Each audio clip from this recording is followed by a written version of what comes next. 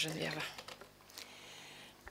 Oui, continuons sur les références. Moi, j'ai une page academia.edu où on trouve un certain nombre de choses. Et elle est aussi sur le site. Pour aller Et elle est en plus sur le directement. site. Incroyable.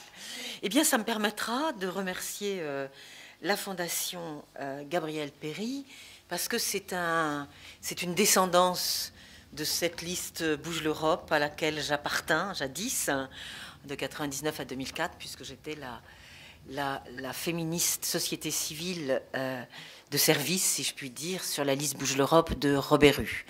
Donc c'est toujours très heureux de marquer des signes de fidélité, d'où mon plaisir donc d'avoir été sollicité dans cette longue histoire avec cette fondation Gabriel Péri.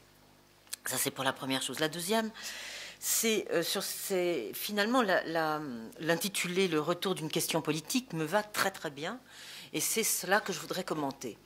En fait, quand j'ai écrit Les deux gouvernements, la famille et la cité, c'était à la fin des années 90, c'est un peu le tome 2 d'un livre précédent qui s'appelait Muse de la raison, démocratie exclusive et différence des sexes, où je m'étais interrogée sur des questions qui ont été évoquées à la fin de la première intervention de Christophe sur, au fond, que la démocratie peut-elle faire avec, entre le semblable et le dissemblable, entre l'identité démocratique, qui est celle de la similitude, et quelques différences tout à fait gênantes pour cette similitude. On aura les femmes, bien sûr, les sexes, bien sûr, et d'autres différences de race, de toutes sortes qu'on peut imaginer.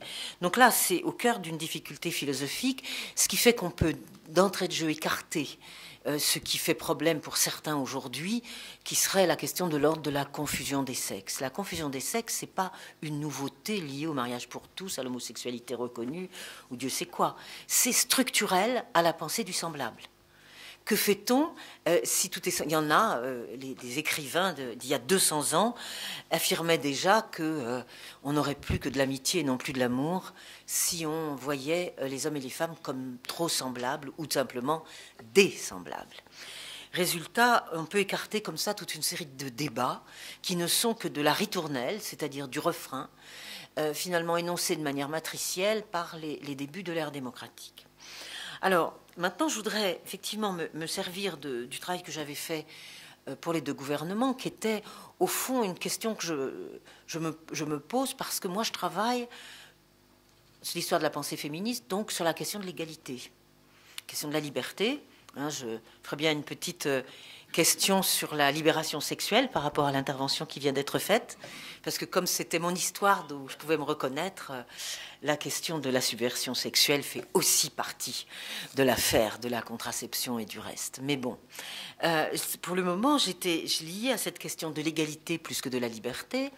Je me suis demandé, quand on a débattu du Pacs, en même temps qu'on débattait de la parité, je me disais que le débat n'était pas le bon quand on essayait de se demander si le Pacs, depuis on a le mariage pour tous, comme on sait, si le Pacs était l'équivalent, l'analogue du mariage ou pas. Moi, je me disais, c'est pas la bonne question. La bonne question par rapport aux homosexuels, c'est pas de savoir si ça ressemble à un mariage, c'est de savoir comment s'articule, et c'est un mot que moi j'ai fait passer dans mon passage politique dans les administrations, comment s'articule la famille et la cité. Parce que au fond, la question peut-être qui était posée n'était pas celle de savoir quel est ce statut de la famille dans la société, mais le lien entre famille et police, si je le traduis dans d'autres langues, hein, cité ça veut dire police, comment ça se passait. J'étais énervée depuis de longues années par ceux qui me disaient il y a le partage des deux sphères. Hein, alors il y a le privé, le public. Alors nous les féministes, on disait le privé politique. Alors on peut décliner de multiples façons hein, pour dire le privé politique. J'y reviendrai si j'ai le temps, sinon dans la discussion. Et donc, cette histoire des deux sphères, moi, je trouvais ça très bizarre. Tout le monde était content. On l'a encore aujourd'hui, d'ailleurs, avec l'affaire qui va se régler ce matin même dans le tribunal de Lille, avec l'histoire du Carlton, hein, pour ne pas citer de nom propre. Et qu'est-ce qu'on fait de cette sphère privée? Ah bon, il y aurait deux sphères, donc on aurait... Mais ce qui est intéressant, c'est de se demander, sur un temps légèrement long, légèrement je dis bien, c'est-à-dire avant et après la Révolution française, avant et après le XVIIIe siècle, que se passe-t-il dans cette organisation entre ces deux lieux? Et notamment, c'est là où le débat sur la parité m'était utile, en notant ce que je trouvais, au moment où moi j'étais en train de dire gouverner, représenter, c'est pas la même chose. Les femmes n'ont pas le pouvoir, disaient les débats sur la parité. Et moi, je disais, mais attendez, le problème, c'est peut-être qu'est-ce que gouverner, qu'est-ce que représenter. On veut bien nommer des femmes ministres en 36, mais on ne veut pas qu'elles représentent la nation, parce que là, l'affaire du symbolique n'est pas la même.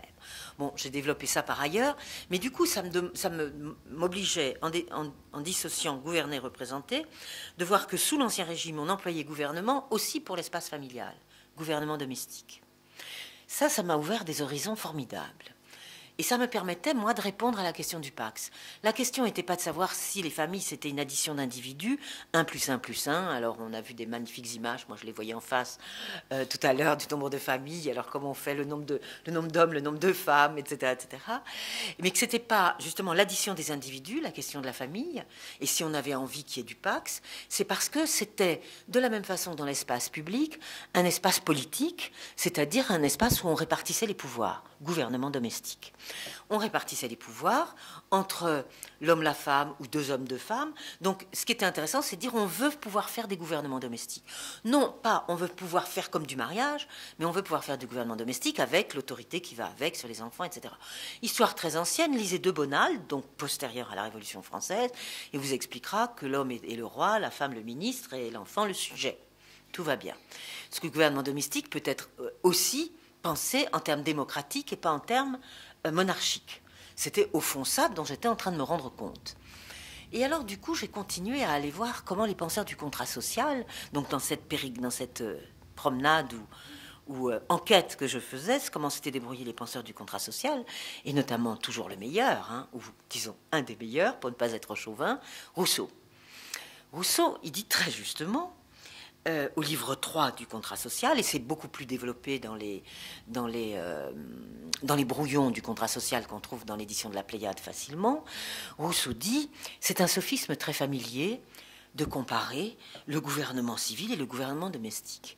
C'est un sophisme très familier de comparer ces deux espaces de pouvoir, puisque là on n'était pas dans le 1 plus 1 plus 1 d'une pensée de l'individu démocratique, mais bien dans une construction familiale gouvernementale. Et il dit c'est un sophisme très familier. Alors pourquoi c'est un sophisme? C'est simple. Telle a été en tout cas la démonstration que j'ai tenté de faire dans ce livre qui s'appelle Les deux gouvernements.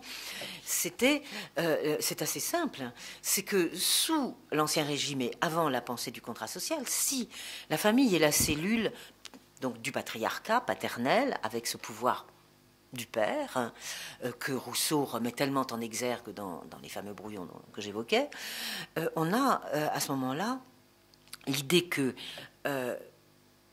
l'analogie est facile du père au roi. Du père au roi, la conséquence est bonne, comme je dis.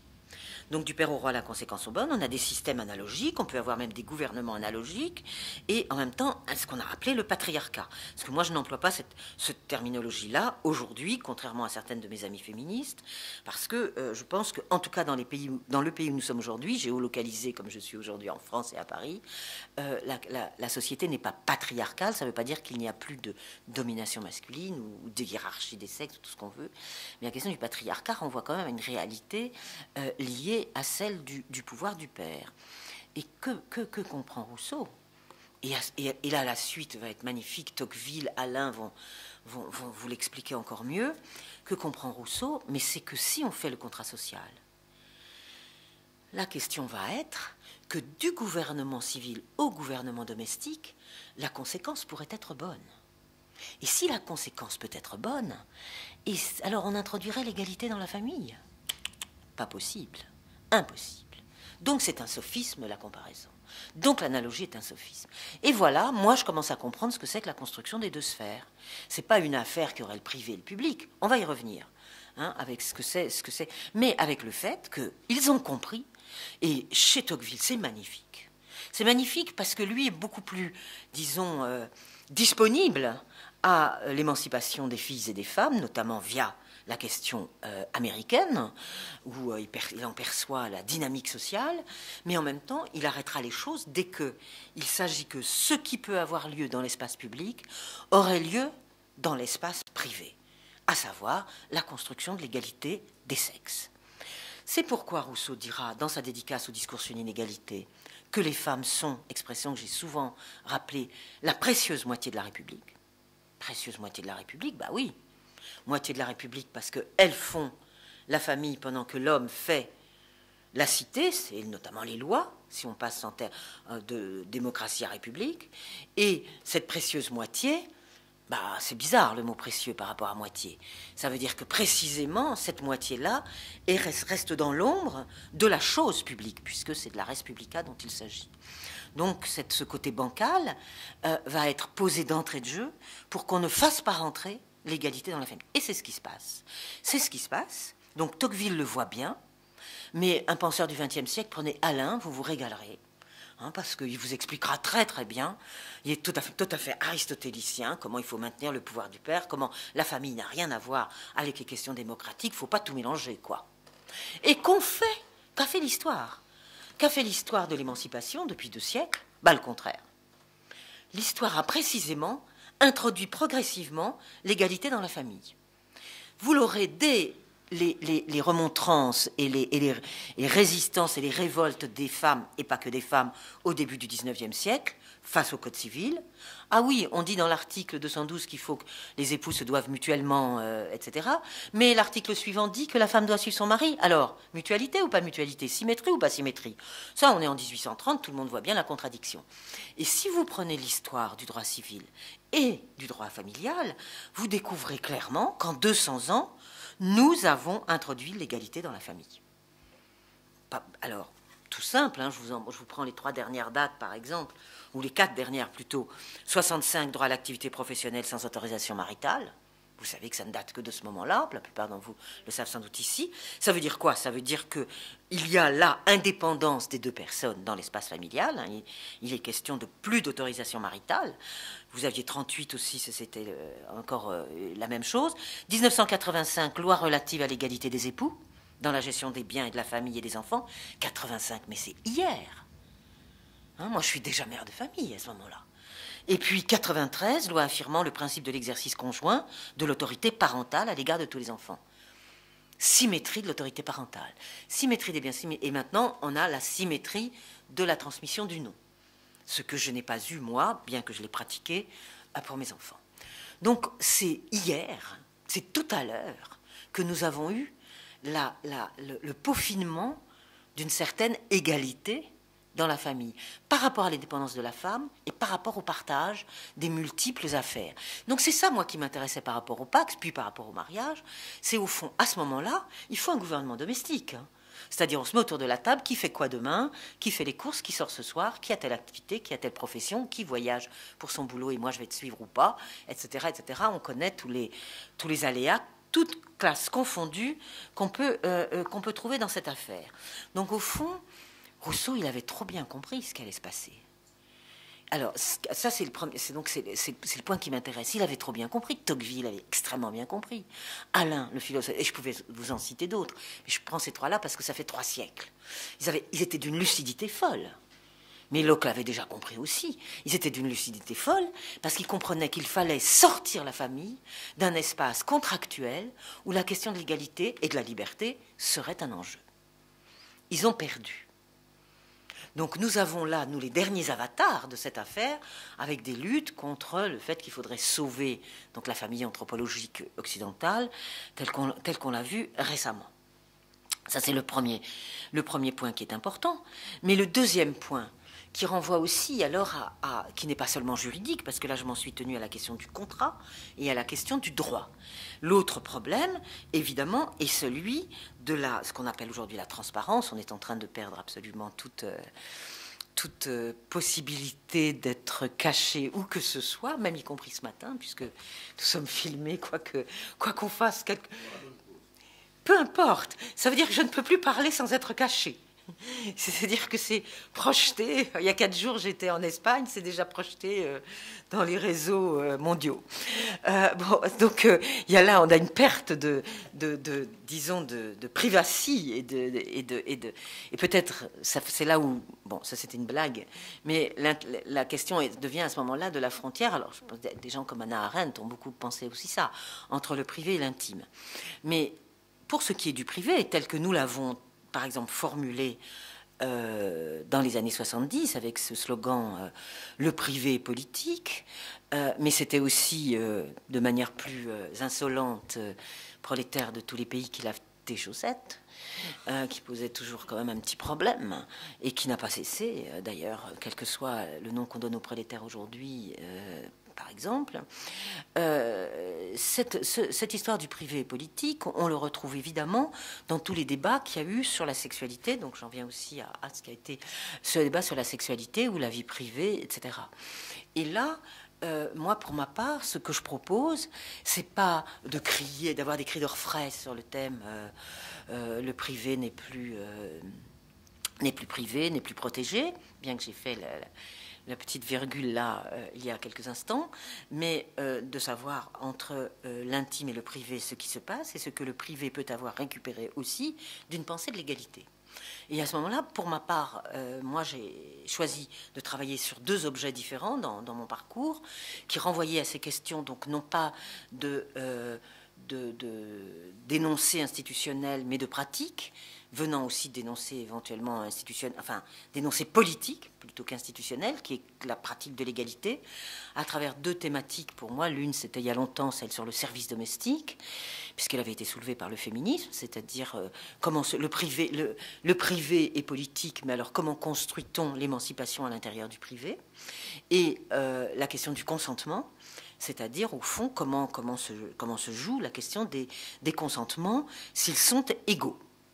Car je rappelle l'histoire aussi qui intéresse la question de la famille, et qui est un exemple magnifique et que je brasse à l'envi, qui est que cette loi de 1792 qui permet le divorce par consentement mutuel mis en danger dès les années qui suivent et par le Code civil qui le fait rétrograder dans la hiérarchie des causes de divorce.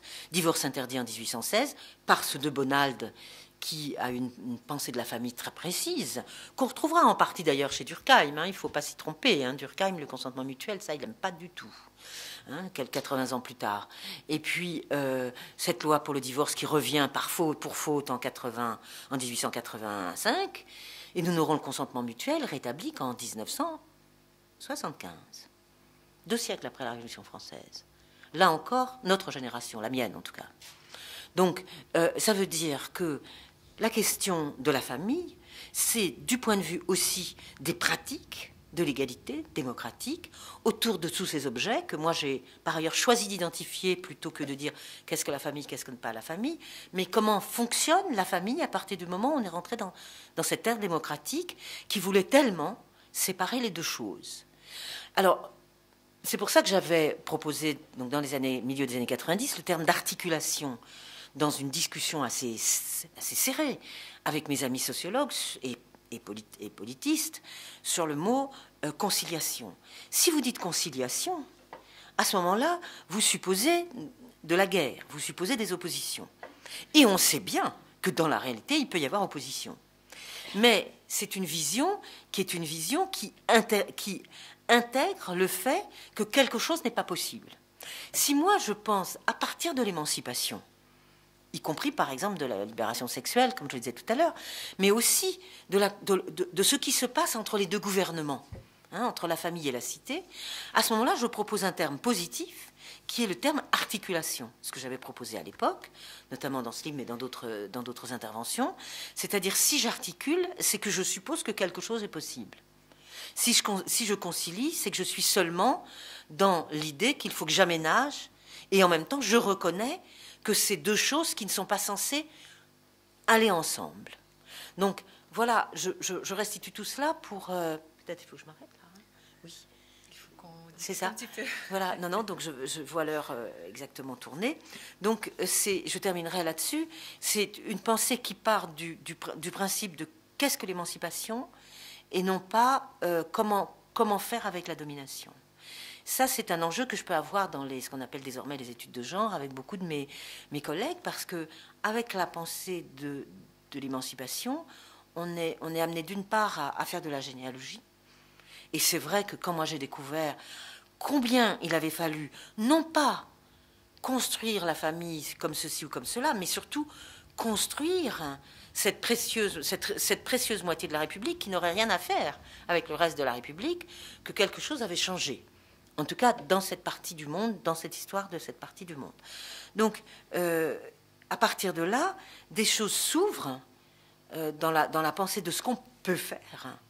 Et voilà pourquoi, pour ma part, la question du mariage ou du Pax n'était pas « est-ce bien le mariage d'où ?» Vous pensez, ma génération, j'ai même jamais été mariée, avec etc., etc. Est-ce que ça peut vous dire le mariage? Mais la question n'était pas là pour moi.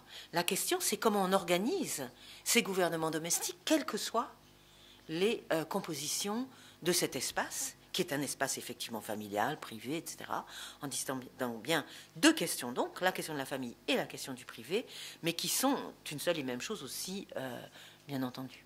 Voilà. Merci beaucoup.